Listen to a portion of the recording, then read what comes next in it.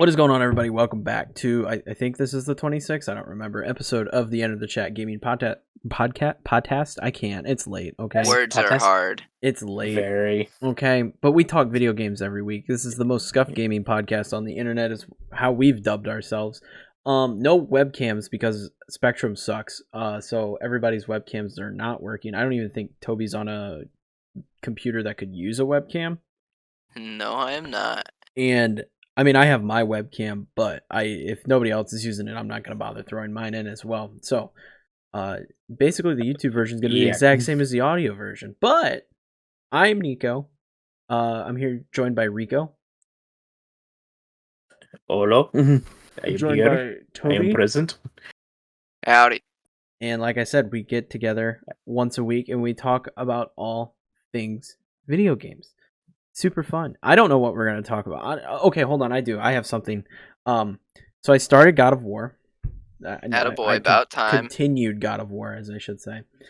I cannot, for the life of me, sit and Yes. play this game for more than like an hour or so at a time. I cannot bring myself. I don't know why. I don't know if I have shiny object syndrome and my brain can't focus on it long enough or what, but I cannot bring myself to play really anything lately more than just like a couple minutes, and then I go sit in the living room and just like scroll through TikTok. Well, I think you may be. Could it be possible that you're actually going through like a gamer burnout right now, where just like no game just seems to catch you at the moment? I don't know. I don't know what it is. I really don't, because like I was fine. I mean, I was playing. I don't know if it's just that I've been working so much and like now I'm home and I just want to lay around and do nothing or what. Adulting sucks. That's the problem. Adulting takes up so much of my time that I'm like, I get home and it's like, I'm just going to lay here and vegetate. But yeah, I've been trying to get through. It does. I was. Go ahead. I was gonna say like it definitely sucks, but until you like get like that one game that just sucks you in, even if it's like an old game that you stop playing for a while, but then something just drags you back in, which I have had happen recently, because I caved and I signed up for the PlayStation Plus Premium tier. I just went for the highest tier. I said, "Fuck it!" It's it's $55, basically the price of another PlayStation Plus subscription. So I'm just like, might as well see what it's all about. That's expensive. I choked when you said that. Oh, that's expensive. Look, it's like the way it works is that when you already have a PlayStation Plus subscription, just like the basic, $60 a year tier, to upgrade to either our tiers, you just pay like the difference, aside from like a slightly deduced price depending on like how much time you have left in your current subscription. So I had like a little less than a year left in my current subscription because it just renewed not that long ago. So I didn't actually pay like $60. It was like $55 to upgrade to the premium tier. And I did that just to say like fuck it. It was like, because I know like if I just do the extra tier, I'm gonna be all curious about, but what about the premium tier and all like the old games and what are those like? How much is the max tier? Like normally, like without having a PSN account, like if I was making a fresh account and wanted to buy it, how much is that? Like the top tier. The top tier is $120 for a year. For what? Which that basically you get everything in the extra tier, and then the premium tier includes, what is it? I think that's the tier that includes the like PS3 streamable games, and then I think the PS2 games, and then you can also do game trials through it that are like you can actually like play a certain amount of the game for so long. Basically, a bit of a step up from demos, I would say, which I haven't utilized that at all yet. But as we approach Broketober, that might be something I might have to, dip my hand into just to see if it really is a good way to check out new games before actually buying them. So what's the problem with the pricing here? That's what I need to know. What's the problem? It's really high. It's It's a, $120 for all of that, whereas it's $180 for online and Game Pass membership for a year. well, I will I just did the say math. this: That's why I'm $120. curious. It like on paper it does seem like a lot, but I will say it's not really a ton right now. Because like if you go on there and you check out their catalog for the games you can stream, and then like games you can like download if you do that, just do like the extra tier, which is just like that middle ground tier between the basic and the premium. It's not as much as you think right now because it's still fairly new.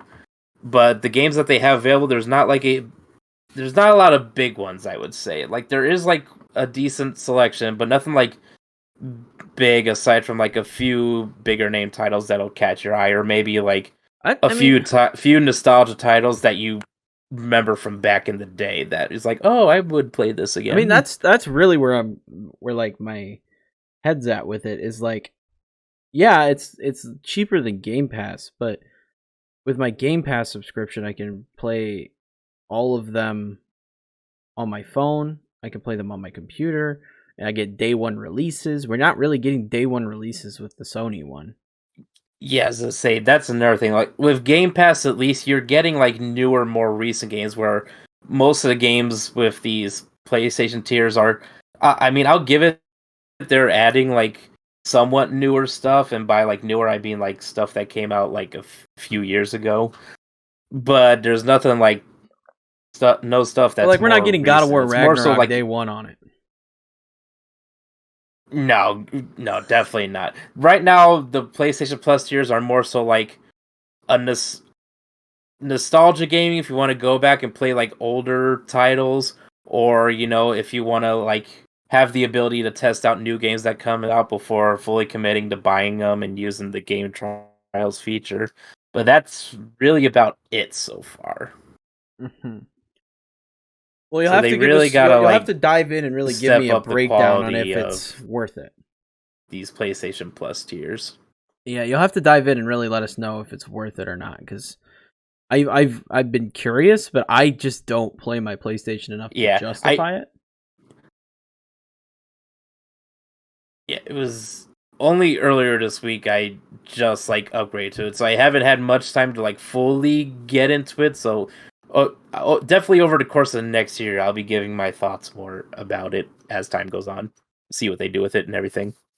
It's something. Or now you can download these, right? It's not like PS Now where you had to like stream them.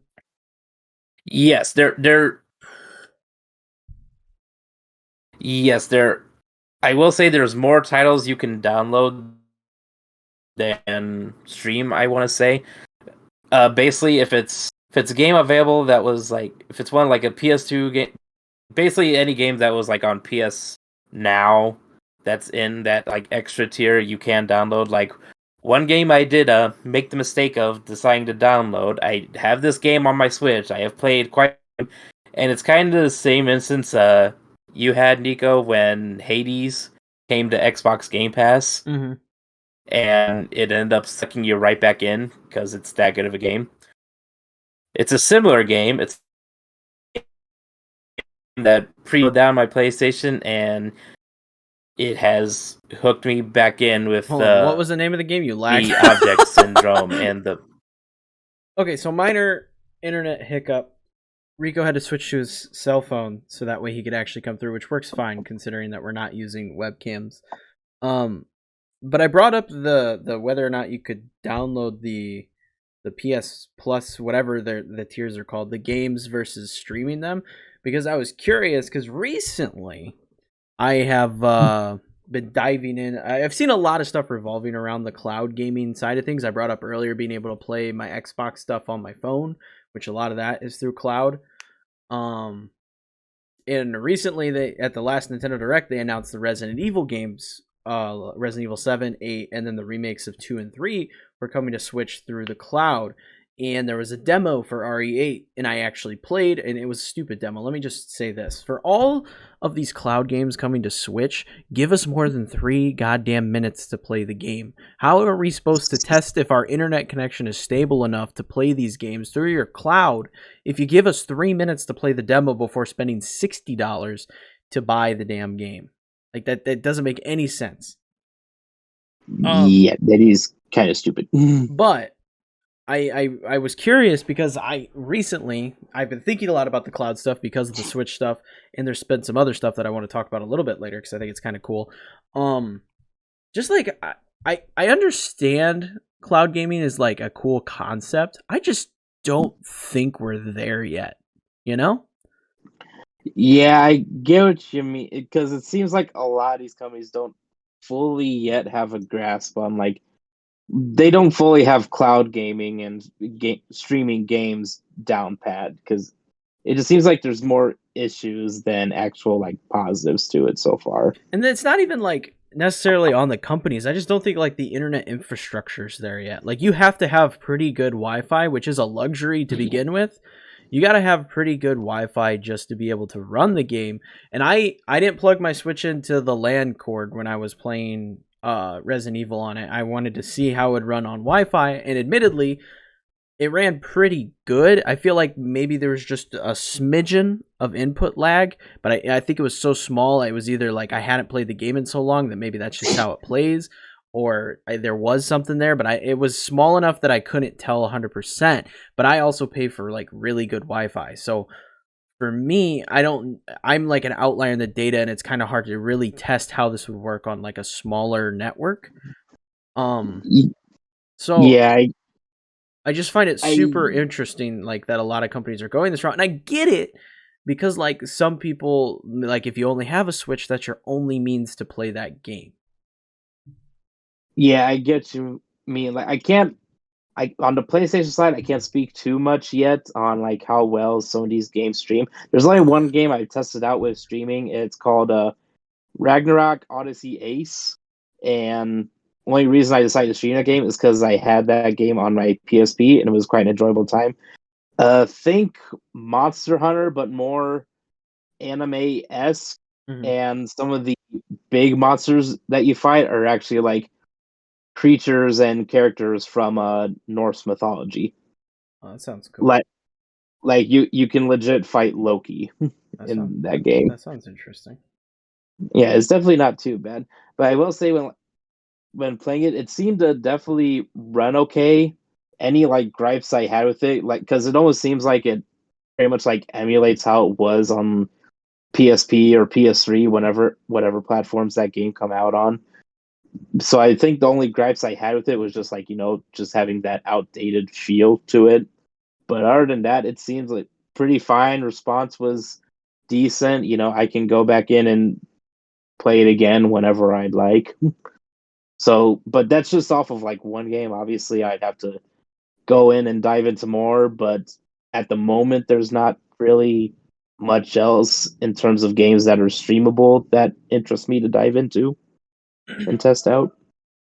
Yeah, it's just something that's coming up more and more between the Switch stuff, because a lot of the games that are coming to cloud for Switch, that's the only way they're going to be able to run on Switch, like Control, the Resident Evil games, that kind of stuff. It's the only way they're going to be able to get on the Switch and run on the hardware.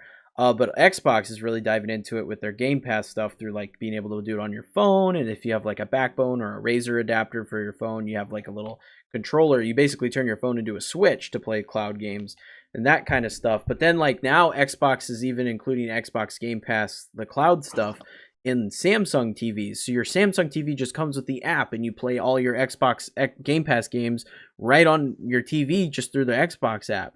And it's becoming more and more common, but I just don't think we're there. Yeah, if anyone's like better off doing it right now, it's definitely Xbox. But that's only because you gotta remember, like, Xbox is just one portion of a much bigger company, which is, of course, mainly a computer company, Microsoft and all that. Mm-hmm. So I think that's why if anybody's gonna get it right first and do it well, it's gonna be them. And I think they're close. They're pretty close. the Nintendo Switch stuff, like I said, I played it. I had a decent enough time with it. I can't really vouch for it because my internet's good, but I've tested some other stuff between Game Pass cloud gaming on my phone versus doing it on my iPad with a controller synced up Bluetooth wise, or doing it directly to my computer, through there just to see how it worked. And all of the Xbox stuff that I've experienced has a slight bit of input lag. So I think for a single player experience, it's not terrible. You could definitely have a good time with it. In terms of the multiplayer stuff, like if you were to play Halo that way, I just don't know how it would work. It'd be rough, that's for sure. So especially with the state of what Halo's in at the moment, but that's a separate issue entirely. Yeah, that's a different issue entirely. But that's for multiplayer. If they push like any more multiplayer focused games like that, they'll have to get that sorted out. Yeah, it's interesting because there's just so much of it now. Now, I will say that I think Xbox does it better than Switch for the reason of Switch doesn't have a membership service in place currently that like you pay a X fee a month and you have access to all of these different games. And that's a huge problem for me. Begs the question if they'll ever do that, but it's Nintendo does weird things. You can never really think. I'm not saying they have to do it for all their games. Like I don't think they need like a PS Plus thing or like, but for their cloud games specifically, I feel like that's something that almost needs to be a thing because they're charging full retail price for these games that you don't actually own. Like they run on a server. Like in that, like versus a digital game, like yes, you own the code or whatever on your profile that says you can play that game digitally. And when they shut the eShop down eventually, whenever they come out with whatever's next, you'll have to make sure that's on your system before they shut it down. Otherwise, you'll never be able to access that again. But with these particular games, if the server shuts down, if they quit making money off that, they just shut the server down. You can never play that game again, regardless of if it's installed on your system or not. And that right there is a huge glaring issue for cloud gaming on the Switch, at least, because Xbox, it's just on Game Pass. You just pay your subscription, you have access to all these games. Whenever the contract ends with Game Pass, they ship off the games that don't make the cut anymore. They bring new stuff in, so it's constantly rotating, and you never actually own any of the games, versus you're paying to play that game a full retail price on Switch and you don't actually have anything. Yeah, and then with PlayStation Plus years, at least from what I can tell so far, nothing's on like a rotating thing. Right now, they're just continuing to add stuff in it. Like recently, they added a bunch of the Yakuza games to I think it was like the extra tiers. I'm pretty sure, which that's a big franchise to add on its own. And so far, I think as long as you're at least subscribed to the extra tier, you have full access to those games, can download them and play them and everything. Mm-hmm. Toby, what are your thoughts? You're awfully quiet over there. Have you tested any of the Xbox Cloud stuff? I have not. I haven't really felt the desire to, personally. Like, if I'm out doing something, I'm like not gonna sit down and want to play a game on my phone. Like, I've just never felt the need to do that personally. But I do have a completely different thought to go with it. All right. So, with everything going kind of like this streaming idea, do you guys ever think that there'll be a competition between which company will actually work better with, like, do you think TV brands, like, how Roku can have certain apps on it? Do you think like Fire Stick, Roku, and all of that will end up having a specific company's gaming app put onto it? Well, that's where already you can get, like, I've heard that it's a possibility, but it's I don't already know, started. like, I if it's believe gonna it's be Samsung. to this extent. I believe it's Samsung that signed a deal with Microsoft where they have all of those TVs come pre-installed with the Xbox Game Pass app. I believe it's Samsung. I think it's all of the 2022 models and moving forward will have the Xbox Game Pass app pre-installed. It might maybe even come with a controller. I'm not 100% on that. Oh, good God. It does make you wonder if PlayStation will make a similar move with some sort of TV company. It could be Roku. I doubt they would get some sort of deal with that with Amazon. I mean, if they did, that'd be a massive fucking deal with how big Amazon is. So it's interesting to see how that might play out because Xbox is already dipping their toe in it to see how it works out, and then PlayStation, especially recently, has been shown to sort of start almost like I won't say like fully following, but sort of taking notes from what Xbox has been doing and trying to do their own thing to compete with it lately. I don't think Nintendo's even considering it, to be honest with you. No, why would they? They're out doing their own Nintendo thing. doesn't give a fuck. They're out doing their own thing. Nintendo's gonna be fucking. Splatoon sold 3.5 million copies in less than a week. Nintendo doesn't give a shit at all. No, Nintendo's just doing their thing. It's just, it's just weird. Because now it's more or less about, at least from Microsoft's perspective, they're more about numbers in their subscriptions than they are about selling actual consoles. They just want you in the ecosystem. They don't care if you're doing it on your PC, on your Xbox, on your TV, or on your phone, wherever you're at. They just want you to be a part of it. And it doesn't seem like the other two are following suit.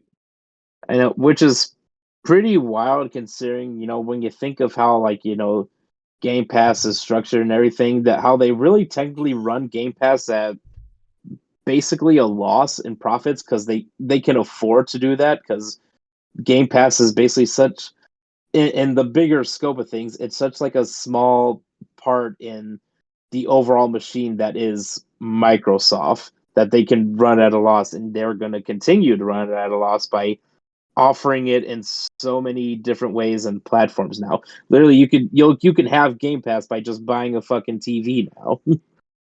Yeah, but I mean, I think it's just they have to do it to get to a point where the number of subscriptions that they have, which their numbers are going insane. They just keep going up, but then they make it such a household name that everybody just pays it without thinking about it, like almost like a Netflix thing. Like everybody has some sort of streaming service. It's just another one of those things that you just pay for. Like I don't even think about it. Like I haven't played a game on Game Pass, and I don't even know how long. And I don't even think it's just like, okay, yeah, my Xbox bill came through this month. I'm just paying another $15. It is what it is,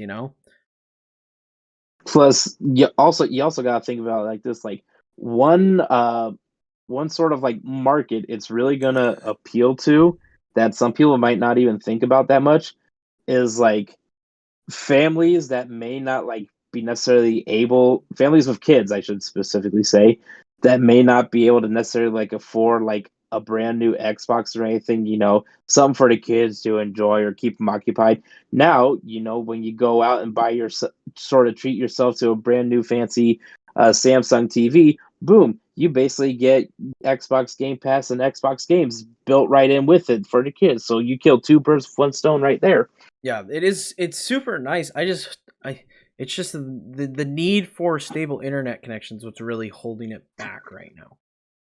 Yeah, so that's gonna be hard to deal with because either companies are basically gonna have to like hunker down and really establish their internet connections, but then you also have some people that live in areas where like some of these better internet deals or bundles or connections aren't necessarily offered in their areas. So it's a tricky situation to figure out. Yeah, it's interesting because there's another thing that I saw on Twitter that I think is really cool.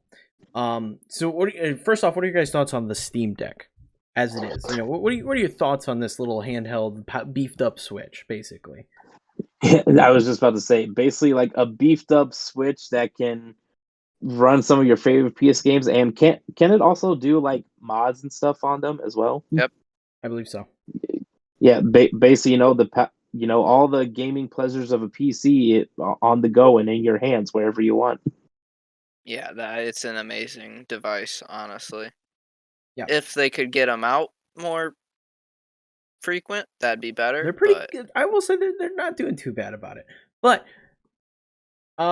first off, I want to say there's no more excuses, Nintendo. You have no excuse. Just freaking copy their homework, but don't make it obvious, okay?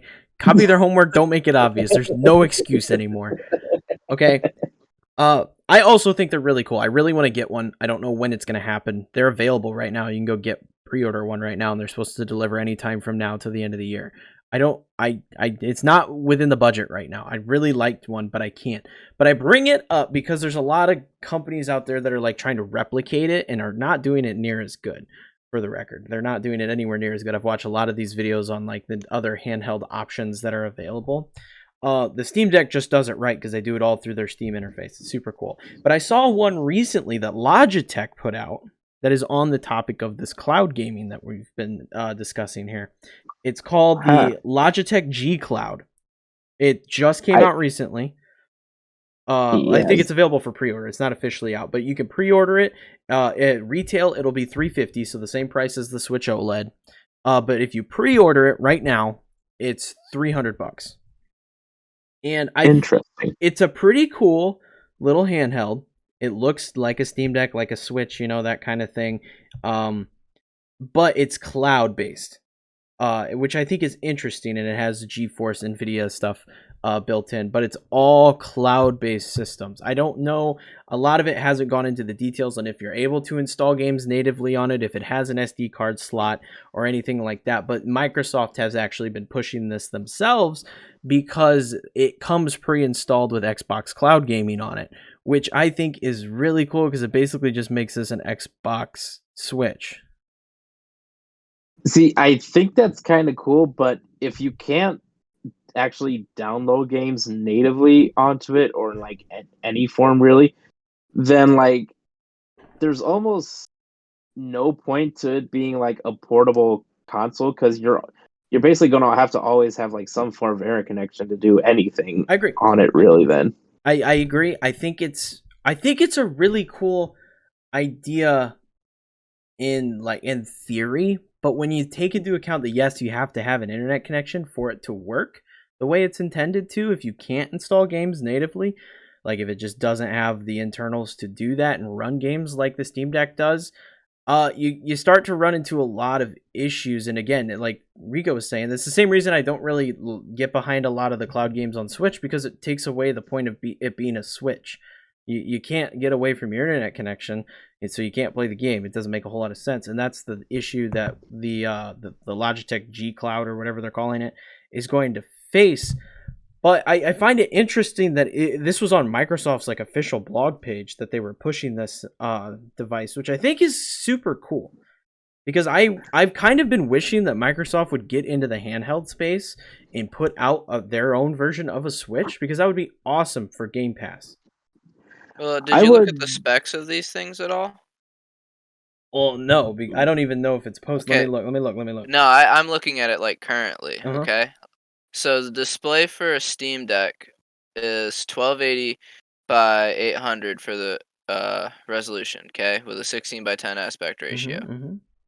The display for the cloud is a 1080. 1920 by 1080 with a 16.9 ratio. Mm-hmm. Well, 16 to 9, I mean. And so that's just your standard monitor. Mm-hmm. This thing is equally I'm trying to find where is it at? But it looks like it's just I can't find the RAM exactly in this. Well, that's my thing, is I don't know if the internals are as powerful as what you get, because the Steam Deck is essentially just a PC that's been jam-packed into a tiny form factor. But with this being featured, it's called a cloud device. With that, you don't necessarily need super powerful internals to get that running. You know what I mean? Because you're just streaming it. So I don't know how effectively it would work to put a game on the hardware, even if you could include an SD card, because I haven't been able to find anywhere the exact specifications of what's inside this new machine. But with a Steam Deck, I know 100% that it's built to run those games. Which is crazy in its own right when you think about it. Just all the power of a PC jam-packed into this tiny, compact little handheld device. No excuses, Nintendo. Okay, and the cloud also has put in an HDR device to allow it to move better. Ooh, HDR. Daddy like it. But yeah, I think it's a cool idea, but with it not now, the only way that I could see them rectifying this, but I haven't seen anything regarding it. would be to make it have built-in cellular, and you could add it to a cell phone plan or something. That would be beneficial. Something like you could do with an Apple Watch. Like you just add, your cellular, add it to your cellular plan, pay an extra $10 a month, and boom, you have your cloud gaming wherever you have cellular connection. That is something that I think would dramatically help the cloud gaming scene. I was saying, I don't see why not. There's fucking cars nowadays that have a Wi-Fi connection. I don't see why a fucking Steam Deck can't, or a Logitech. Yeah. Well, I mean, the Steam Deck needs it a whole lot less because they can just install the game natively. True. Like if you're trying to play Elden Ring on the go, you just install that bad boy and just play it. But if you were going to play it on the cloud, if maybe, let's say, FromSoft makes a deal and it gets on Game Pass, you want to play it on your Game Pass through the cloud, you got to have an internet connection versus on Steam Deck, you just install that bad boy. Okay. I feel like now, sorry. Now that I've read everything on it, that the cloud will have a slightly worse CPU than the Steam Deck, but everything else is like the Wi-Fi card in it is the same as the Steam Deck, and everything else is slightly better than the Steam Deck. So that's kind of dope. Even though, like, if you have stable connection, you're gonna have a good time with the cloud. Yeah, So as long as you are at an internet connection, though, that's mainly what the thing is. Is like this thing's marketed as a portable device, but what's the point of having a portable device if you're only playing it at home? let's see. So the Steam Deck you can more so play anywhere, and the Logitech right now supposedly, unless until we find out for sure if you can download games natively, is just still restricting you to internet access, but does have more aspects to where it'll perform better than the Steam Deck. Correct. And that's all based on what we've seen right now. We got to see what this thing does when it actually launches. Yeah. Yes. I will say I feel like being able to play Elden Ring on the go would be a very dangerous thing because you'll have your controller and your console just in the palm of your hands. And if you're anybody like Tony who likes to throw things when they get mad, you might have a bad time. Whoa. I don't throw, I punch. It's different. But I was just curious because I've seen this thing on Twitter a lot, and I thought it was a really cool idea. But I just didn't. I don't know. I just don't know that we're quite ready for something like that. But I really like the concept of it because I think the idea of a Steam Deck's really cool. It's speaking of seeing stuff on Twitter lately, so, kind of changing topics a bit. What are your guys' thoughts on the biggest video game leak in history recently? Yep, GTA 6. I think whoever did it is so stupid. Yeah, they did it early. That's the issue. Well, that's not the issue. Well, everyone's up roaring about it because it doesn't look any different than GTA 5. Well, that's because it's early in development. But I know that's what I'm saying. That's because way too early. That's because the internet's a bunch of freaking knee jerks. Okay, and that they don't understand how anything knee jerks. That's a new yeah, I was gonna say if these leaks did anything, it really showed a lot of people's ignorance in terms of like what they know on game development. Yeah, they just don't have a clue.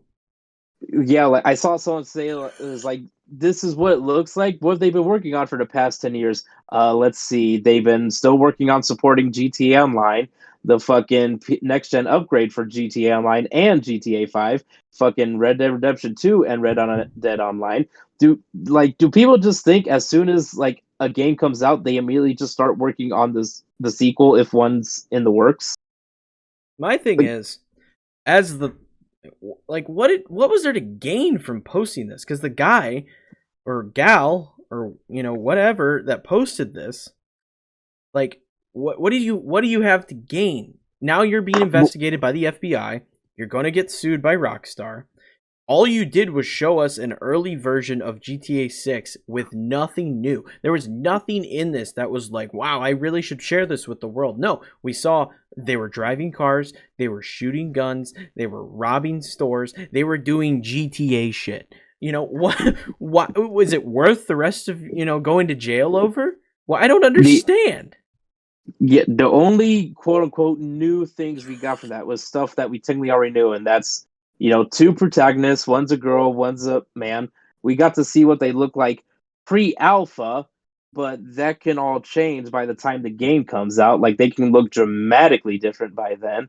And then I think the only other thing he possibly, I don't even know if like this is legit. Supposedly the guy just completely bluffed it. Is that was like holding like 10,000 lines of source code and was like bidding it out to the highest seller, and someone paid $100,000 for that source code, but just ended up getting scammed and didn't get any source code out of it. I just like, is it worth it? Like, It everybody knows GTA 6 is coming. Like, we'll just wait like the rest of us. There's no point in getting yourself in trouble with the freaking FBI over this. That and like, have leaks just gotten like too out of hand lately? I feel like Yes. with this, yeah, it's just it's gotten way too bad because like, one, you just killed like a bunch, like obviously when they officially show footage on GTA 6, people are still gonna lose their minds, but you just like took away like so much hype, not just from like fans, but then like from the devs on like wanting to show their work Yeah. when it was ready. Like people were complaining about like how it looks. It's like, you do realize this was never intended to be show off because again, it was leaked. Yeah. So I don't know why you're trying to give shit to the devs for showing something that wasn't supposed to be shown at all yet. Yeah, it's just, I don't know. The internet has made gaming so annoying because like no one's patient anymore. Everybody gets the newest shit, they play it, and then they're like, "What's next? What can we find out about the game that's coming out in 6, 7, 8 years?" Instead of just playing the shit that we have now, because there apparently isn't enough stuff to do. Which I don't know how they're thinking that, because my bank account's weeping looking at my Amazon pre-order list. I was gonna say you and me both, because tomorrow I'm gonna be hanged at GameStop and I'm gonna be putting in all the pre-orders I need to for the next like several months. I don't get the whole leak culture. I don't like, and you lose all the surprise of a game. Like I know. that's some of the best thing is when you hop into a game and you know little to nothing about it and you just are pleasantly surprised with what you get. Right, like with companies with like Ubisoft is expecting, like all these rumors and stuff start around by the time the next Assassin's Creed gets revealed, and then it actually gets revealed. It's like, oh, this is what the next Assassin's Creed is going to be.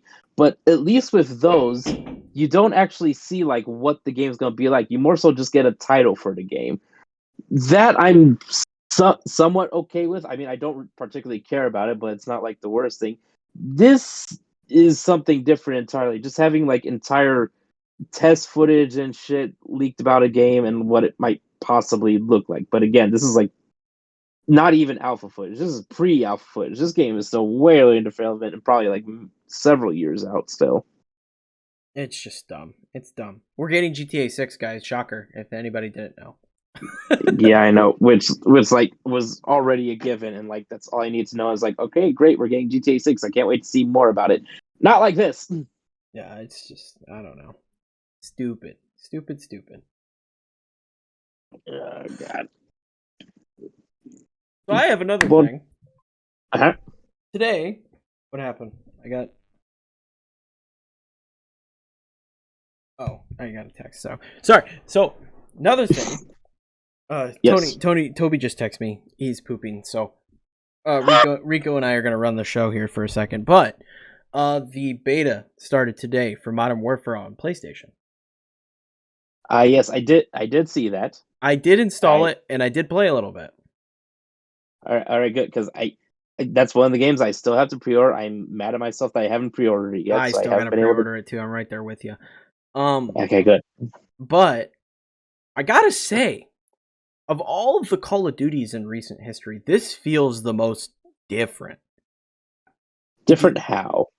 It's not like you know how like the last 3 since Modern Warfare, the first one, like it's all kind of felt like the exact same, just different era. Maybe the movement was a little quicker, but everything felt pretty much the same in terms of how the game controlled, right? Right. This one feels, it's just it's slower. It feels It feels like the movement itself is slower. Where like you know how in like Warzone and like Modern War and even the last couple like Vanguard and Black Ops Cold War, there was a lot of the like slide canceling stuff, you know, and like moving super fast and like changing your position. It's Right. not really a thing in this. Like now I've seen clips online. There is a way to slide cancel. I got to figure that out still. Somebody's obviously going to figure it out because it's just the way the game plays. But just the way you move, the way the guns feel, and the way they punch, it just feels heavier. Everything feels heavier. As I say, I wonder if that's like their next attempt on making this feel more, I guess you could say, like realistic. Because with the first, like, not I guess not first Modern Warfare, but like the first, not the actual first Modern Warfare, but like the first, like remake of Modern Warfare. 2018, whenever it Yeah, came out. yeah, that Modern Warfare. Like they show for realism in that game, but because like all the gunshot sounds and everything, they use like actual recordings of those actual guns in real life for those sounds, which I thought was kind of cool. So I wonder if like the reason things feel like much heavier and slower now is to sort of like fit that feel of, you know, like yourself being a soldier and running around with all this heavy equipment. It's basically like weighing you down, because when you think of how much like an actual soldier carries, how much like weight is actually weighing them down, they're not going to be, you know, sprinting all over the place lightning speeds and, you know, like you said, doing slide cancels and all that. So I wonder if they're trying to get that more grounded realistic feel with this. Yeah, so I only played a couple games, and I could say that it feels good. I really like how it feels. I'm excited for this game even more now that I've played some of it. The guns feel good. They look good. They feel it like they got some recoil to them. I know there was like always that kind of artificial. And this could have been partly that I was playing on PS5 with a DualSense. But I don't know. They felt like when you were shooting, you really had to like know your recoil patterns in order to like hit your shots, and I liked it. I will say that because I was playing on PlayStation 5, which isn't my primary system, I felt way out of, and that could be part of why it felt so heavy because of I'm not used to the controller. I play all my shooters on Xbox. I'm used to that controller's form factor. I don't think the DualSense really feels that great in the hand, and that's just a me thing. So I think that could be part of it. In terms of how it looks fantastic. It looks really freaking good. Super crisp. I really am. I'm just really looking forward to this game even more so now. I think the beta's all weekend, maybe. It should be. I forget when I'm looking exactly at my the calendar. beta I don't know ends. when it goes to. But yeah, it's pretty solid. How long it's supposed to go for. But I hopped in and I had a good time. I had a really good time with it. It makes me excited. All right, that fills me with hope. Thank God, because like I don't care too much about like the Call of Duties that take place during like some of like the older eras. You know, like Vanguard, World War II. I did play a little bit more of, but that didn't really suck me into much. I like the more modern stuff. Even the futuristic stuff, I was like, you know, okay with. I like the legit modern warfare stuff. Those I think are when. That's when I personally think Call of Duty's at its best. Black Ops, some of the Black Ops games being the exceptions. But Modern Warfare is truly like where Call of Duty shines, in my opinion. Yeah, it has me excited for the campaign because I feel like just the way it controls, Oh it could be God, a really solid campaign. Which the first Modern Warfare remake was a really good campaign. it So was. I'm really looking forward to this one. Yeah, and I'm hoping it kind of follows the trend of the original Modern Warfare trilogies, where like the campaign of the first one was good, but then the second one just kicks it up so much in terms of the campaign. Oh my God. No Russian still lives rent free in my head. That's just like holy shit. Yeah, it's in. I mean, I'm not sure how it's gonna look on some of the other. Is this coming out on last gen? I I believe so. I think so. I'm pretty positive it is. So I'm not sure how it's gonna look on last gen hardware because like I said, I played this on the beta's on PlayStation. I think it's only on Xbox if you pre-ordered. Like I said, I haven't pre-ordered. So I played it on my PlayStation 5 and it looks crisp. It looks juicy. Perfect frame rate, no issues in that department. It's just I'm excited. It looks so much better than Vanguard looked. And I didn't have a problem with Vanguard personally. I thought Vanguard was just a fine game. But this just looks so much better than that game. I know with Vanguard, at least in terms of the online model, I know with Vanguard, the character models for the online portion just seemed off to me for whatever reason. There was something I couldn't quite put my finger on, but just there's something that just didn't look right with those models. Now, obviously, with online, you don't care too much about how like the player models actually look. You only care about the ones in the campaign, and those ones are always going to look the best. But still, I hope they at least. I want them to hit the nail on all fronts, basically. Yeah. I will say I like that this feels more realistic. With a lot of the Yeah, it's shooters about time. with a lot of the shooters that we've had, oh, he's back from pooping. With a lot Hi. of the Welcome shooters back. that we've had lately, and it's no fault to them. It's just, kind of the style that they went for. Like Apex is very, sci-fi. Fortnite's doing its own thing entirely. And just even with Warzone, how it evolved with a lot of the slide canceling and stuff, having something that's a little more grounded, and sure, people are going to figure out the best movement patterns and stuff like that. That's just gaming. But having something that feels a bit slower is something that I really appreciate, especially because I'm so sick of battle royales at this point. Um, there's just so many of them. It's an oversaturated market. So having something to look forward to that's just a basic, team shooter, getting back to what made Call of Duty to begin with, I'm very excited for, because I've been playing a lot of Battlefield 2042 recently. And I really like that game. Okay, Now that it's been updated, I really think that's a pretty solid game. But it doesn't have that Call of Duty feel where it's like quick games and it's more realistic, versus Battlefield. You're like flying through the air, you're like jumping on top of planes and like blowing them up and then jumping off and parachuting away. It's these crazy things that would only happen in Battlefield, and I love Battlefield for that. But it's not.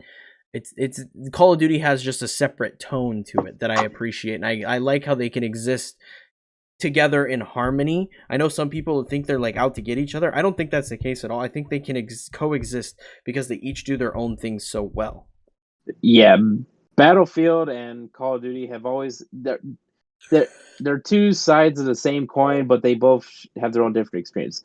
If you want like really fast paced, quick matches with not too much insanity, you're gonna go Call of Duty. If you like these like massive battles, with tanks, jets, and then these giant buildings that you can jump off of or tear down, you're gonna go Battlefield. But it's two games that are the same genre but different experiences. Yeah, and I'm not one of those people that's out here like, oh, like Call of Duty's gone uphill, gone downhill over the years. Because I don't think that's the case. There's been some that I've not been a fan of. Like I wasn't a fan of Advanced Warfare or Infinite Warfare. I'm just not into that jetpack kind of stuff. I like Black Ops 3 because it just did its own thing with the jetpack system. But like there's, because if you're gonna honestly sit there and you played Call of Duty over the years and played every single COD, and you're gonna sit there and tell me that it's like different than how it used to be, then you're just lying to yourself. There's no actual difference in what Call of Duty is now versus what it was in Modern Warfare way back in the day. The gameplay is smoother, the gunplay is better, but the way the game plays is exactly the same. The only thing that's different is people are getting better at games. That's the only difference. That's why things like slide canceling and bunny hopping and that shit exists. The game itself is the exact same. We have just changed the game and how we play it. Yeah, very true. Like games aren't just evolving; fucking gamers are evolving too. Like the amount of insanity from all like the fucking jetpacking and Advanced Warfare, Infinite Warfare, Black Ops 3, and no, 4 didn't have the jetpack. Yeah, Black Ops 3. It's like those movements were insane. Just either made people way too good and just made you suffer for it. So I think it's better just put everyone at a level playing ground. You keep things grounded. Let the stars shine and let the trash, fall. Yeah, and that's just it. It feels like a great new Call of Duty. It looks like the only thing I could say about some of the Call of Duties is that like maybe some didn't look as polished as others, but they all pretty much played the same. This just looks like one of the most recent, most polished, looks pretty Call of Duties. But it's more Call of Duty, and I'm excited for it. Now, like I said, the gameplay feels a bit different than what we're used to over the years. But it's Call of Duty at the end of the day, and you'll feel very at home if you've played Call of Duty over the years. And I really am looking forward to this one.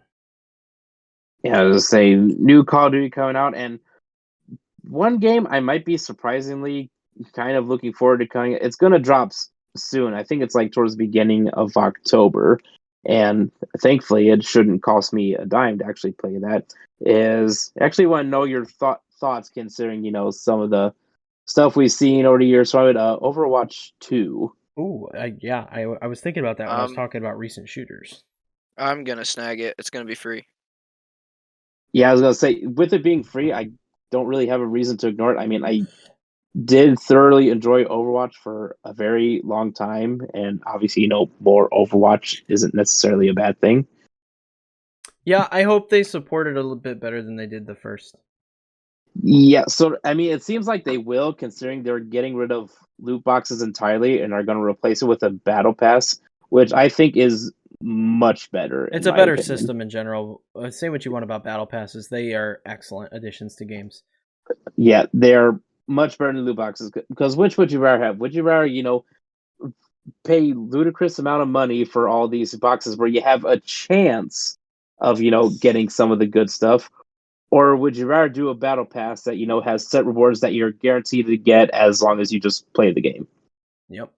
I love battle passes personally. I think they're a great addition. Kudos to Fortnite for introducing them to other games because it just makes sense. It gives you something. It gives you a reason to hop on and keep playing the game and something to work toward. So yeah, I buy battle passes in a ton Yeah, of the exactly. games that I play. Yeah, because I mean, just think of how many hours you've probably poured into Fortnite just to work towards that tier 100 Yep. skin for, a character that you really like. You got like fucking Darth Vader, Spider-Man, Iron Man. Yeah, that wasn't last season. Wasn't even a season I liked that much of Fortnite. I thought it was a very mediocre season. But I poured hours into it because I was like, I want my Darth Vader skin at the end, so I kept playing Fortnite. Exactly, and that was like part of the reason why I tried to like play so much in Overwatch was to get loot boxes. But then you start to realize after so much, it's like, what's the point of trying to get all these, trying to grind up loot boxes if you're just not going to get anything good, and the game sort of entices you more to spend more money on it. Yeah, and I'm looking forward to this one, adding new characters. I just feel like it'll kind of get the hype back to what Fortnite was when it launched, because it was such a popular game at launch, and then the support just wasn't there for it, and it started to dwindle out. But I feel like releasing Overwatch 2, quote unquote, which really it's just more Overwatch with changes to how the game actually plays online. I think it'll just get people back in.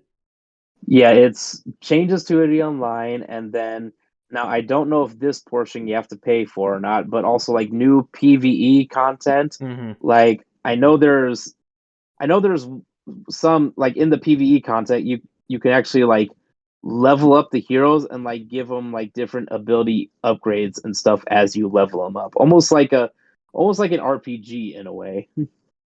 Yeah, it's something I'm looking forward to, especially because they're finally adding cross progression. It's something I thought Overwatch always needed.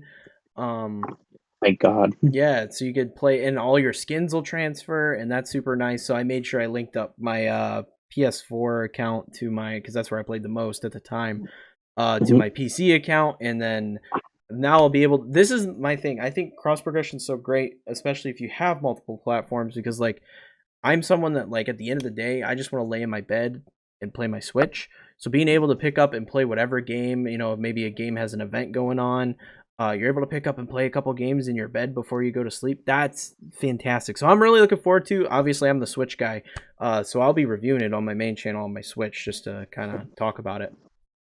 Now, one thing I do wonder is like how much it's going to seamlessly blend with Overwatch, because they did say like if you own Overwatch, you are going to be able to like just almost seamlessly dive into Overwatch 2 because they're going to share the same online overall. It's just Overwatch 2 will have that exclusive PvE content that I mentioned. Yeah. So I wonder how that's going to work exactly. I think it's just going to end up being an update to Overwatch, and Overwatch will no longer exist.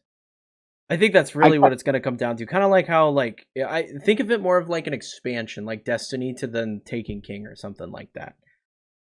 Yeah, that's what I kind of hope they work it out, because like any other way would just confuse the hell out of me. Like, it made more sense when they said that it was going to be a seamless transition when we thought this game was going to be something we had to purchase. But now that we know it's free to play, in my brain, that just means we're going to get an update, and then Overwatch will disappear, and Overwatch 2 will be the only thing that exists. Yeah, Overwatch 2 will be the only thing exists. Probably get some type of next gen upgrade with it, for PS5, Xbox Series S and X. Oh my god, too many games coming out. Like, dude, there's too many games coming out in the next few months. I don't like it, but I do. There's so many games, and there's so little time. That's the thing. So many freaking games. God of War Ragnarok, Sonic Frontiers, Pokemon Scarlet and Violet, Call of Duty, Call of Duty, Overwatch 2. There's No Man's Sky on Switch. There's Mario and Rabbids on Switch. There's just Bayonetta on Switch. There's so much. And I know there's more shit coming out like beginning of December, right before Christmas holidays. I just can't think off the top of my head. I'm gonna end up going to GameStop tomorrow. I was like, just give me a full fucking list of what's coming out in like the next 3 months. Yep. I'm gonna need it. Gonna need it. Yep.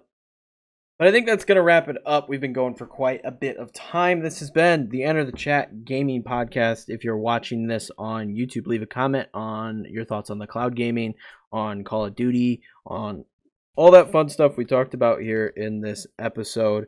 We are on a bunch of we're on like every podcast service. I believe I finally got us onto Apple Podcasts. So if you like Apple Podcasts and you're listening to us there, leave a 5-star review. It helps us. It'll boost us up so more people can find us and listen to us ramble on and be scuffed about video games. Extremely scuffed. Leave a review on Apple Podcast. And if you leave a funny one, maybe I'll look and read it on the next episode if I can figure out how to find them. Other than that, nobody else has socials they like to share, but if you want to follow me, I'm at Kneeckoh Gaming on everything. I have a separate channel, Kneeckoh Gaming, on YouTube, where I talk a lot of Nintendo Switch, and then if some other video game interests me from another platform, I will also talk about that. On top of that, on TikTok, I've been trying to get back into TikTok and doing actual like quality TikToks that like loop on themselves, and honestly, I had one pop off. It went like 15. It's at like 15K views right now. So the TikTok's fun to do. Check that out as well. But that is pretty much it from us this week, guys. Thank you all for listening and watching if you're on YouTube, and we'll catch you next week. Toby, hit us with your signature catchphrase. I'm not sure if that was like a sheep baa or what that was. Bye. My voice cracked as I was saying bye.